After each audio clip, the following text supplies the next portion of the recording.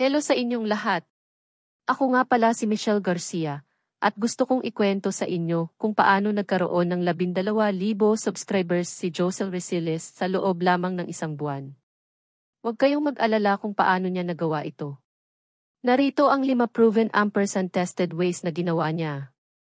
Actually, maraming paraan para dumami ang subscribers mo. Base sa personal na karanasan ni Josel, ito ang mga paraan na nakatulong para dumami ang kanyang subscribers. Si Josel ay isang YouTuber na sa loob ng 2 taon. Marami siyang natutunan kung paano palakihin ang YouTube channel. Sabi niya, sana may nagturo sa kanya ng mga ito noon para mas mabilis ang paglago ng kanyang channel. Pero sa totoo lang, sariling sikap talaga ito, guys. Wala siyang alam noong nagsimula pa lang siya. Kaya ngayon, ituturo niya sa inyo kung paano niya napalaki ang kanyang YouTube channel. Noong January this year, nagkaroon si Josel ng 12,307 subscribers at sobrang nagulat siya noon, guys. Maraming nag-message sa kanya kung paano niya nagawa ito, paano dumami ang subscribers niya agad. Simula noon, sunod-sunod na ang pag-increase ng kanyang subscribers. Bago tayo magsimula, gaano ba kaimportante ang subscribers sa kanyang channel? Una sa lahat, kailangan natin ng at least 1,000 subscribers para ma-monetize ang YouTube channel natin, para malagyan ng ads ang YouTube videos mo. Pangalawa, kung marami kang subscribers, maraming brands ang makikipag-collab sa'yo. Marami kang matatanggap na viewer packages at paid products mula sa iba't ibang brands. Pangatlo, the more subscribers, the more earnings. Every time na mag-upload ka ng video, mas marami kang potential viewers. At ito pa yung mas maganda, guys. Malaki ang ibabayad sa'yo ng brand pag marami ka ng subscribers. Yun yung mga benefits, guys, pag marami kang subscribers. Ngayon, let's start with the first way na ginawa ni Josel. Iwasan ang personal vlogs. Ano ang personal vlogs? Example, A. Amoy morning routine. B. What I eat in a day in my life. So pag nag-upload ka ng personal vlogs, wala pa talagang manonood sa'yo, not unless artista ka. Unlike Ivana Alawi, naglaba lang, nagka-negatibo 15 million views. Katulad ni Alex Gonzaga, kahit ano i-upload, may manonood sa kanila. So avoid personal vlogs. Ito yung napapansin ni Josel pag nag-upload siya like morning routine or get ready with me. Walang masyadong viewers. May viewers naman pero konti lang. Hindi pa sila interested sa buhay mo. Yun ang mistake niya before na ayaw niyang mangyari sa inyo. Ano ba dapat i-upload natin pag baguhan ka? Ito yung mga tutorial vlogs. 2 lang ang purpose mo sa pagba-vlog, either to entertain or to teach. Kasi di naman nagpapatawa si Josel, doon siya nagfo-focus sa tutorial videos. For example, yung first video niya, paano pumayat. For her experience, umabot ng 1.3 million views ang isang video niya. Hindi pa siya kilala noon, konti pa lang subscribers niya. Kasi yung video niya ay sumasagot sa mga tanong ng mga tao. Another example, paano kumita sa YouTube. Another viral video niya, 500,000 views. Kasi again, sumasagot siya sa mga tanong ng mga tao. Ang advice niya talaga, mag-upload kayo ng mga vlogs na nakakatulong o educational para sa mga subscribers niyo. Kung napapansin niyo, nag-login tayo sa YouTube kasi may tanong tayo o gusto natin mag-entertain.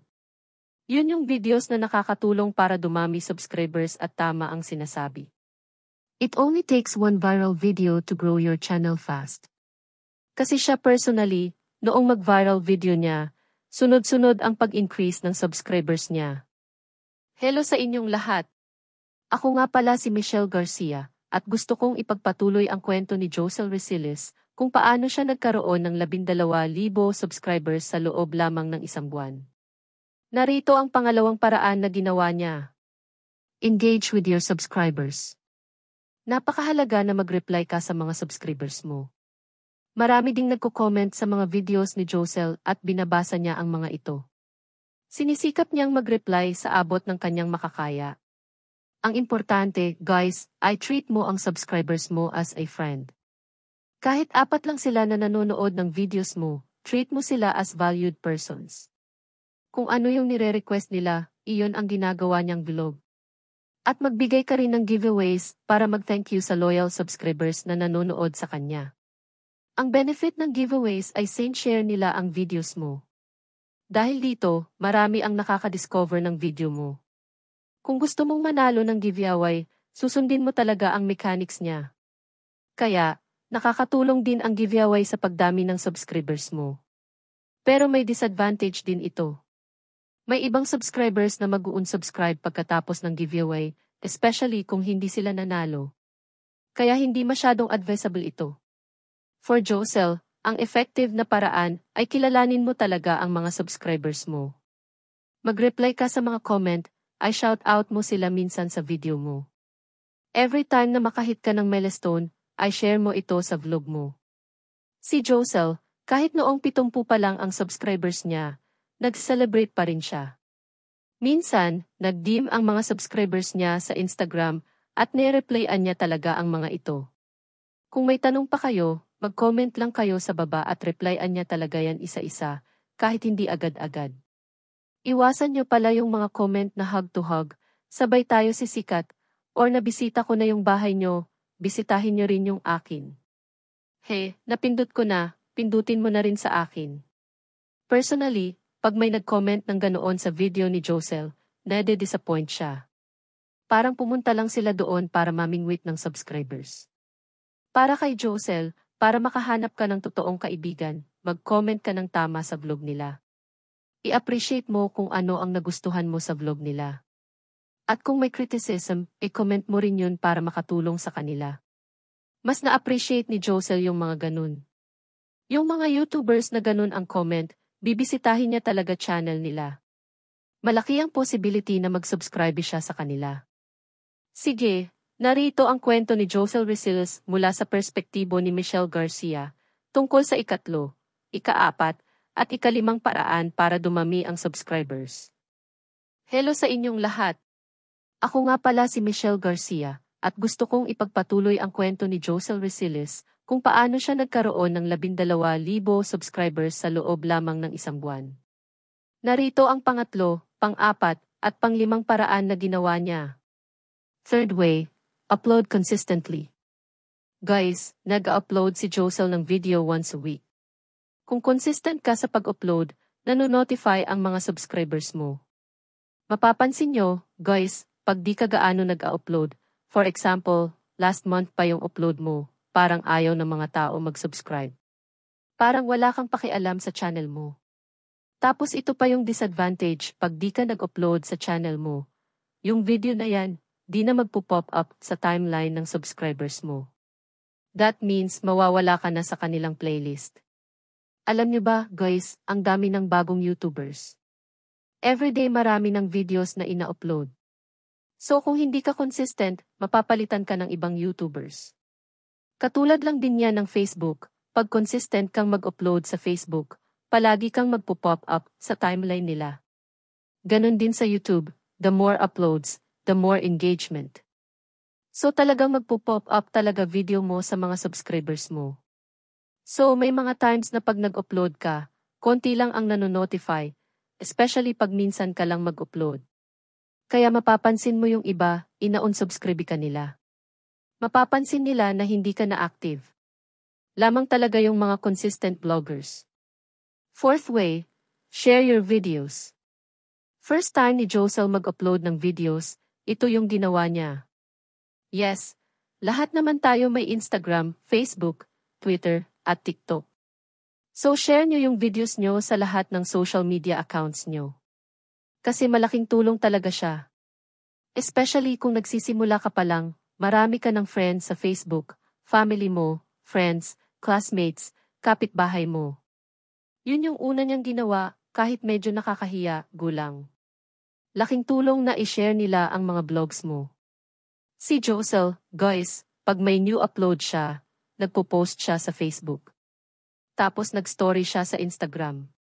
Alam nyo, guys, first 24 hours mula noong mag-upload ka, yun yung ino-observe ni YouTube. Pag na-detect ni YouTube na maraming views within 24 hours, mas spread video mo sa maraming tao. That means magre-rank video mo. Guys, kung mapapansin nyo sa YouTube account, may magpo-pop up bigla, so meaning marami ng views sa video na yun. So importante talagang within 24 hours, marami ng views sa video mo agad-agad. Proven and tested na talaga yan. Fifth way, tell your audience to subscribe. Kasi sa YouTube, may tinatawag tayong subscribe button. So napaka-importante na i-remind natin ang mga nanonood sa atin na mag-subscribe. Yung ibang vloggers, ginagawa nila yan sa beginning ng vlog nila. Sinasabi nila na mag-subscribe sila sa channel nila. Pero si Josel, ginagawa niya ito at the end of the video. Sinasabihan niya rin ang viewers na i-click ang bell button para ma-notify sila sa bagong upload. So importante talaga ang bell button, guys. Pag na-click nila yun, sure na mano-notify sila. Alam nyo ba, may 3 categories yun, all, personalized, at none. Make sure piliin mo yung all, meaning lahat ng i-upload mo, mano-notify talaga sila. Kasi pag personalized pinili mo, random video mo ang mano-notify sa kanila, hindi lahat.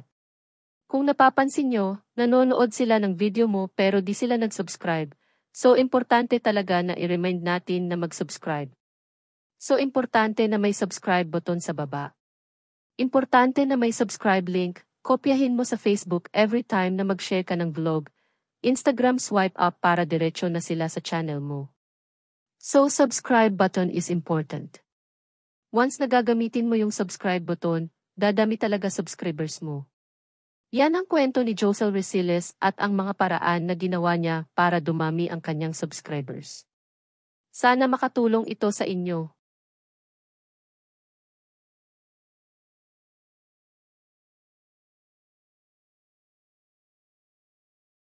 Don't forget to click the bell button and please like, share and subscribe. Thank you for watching.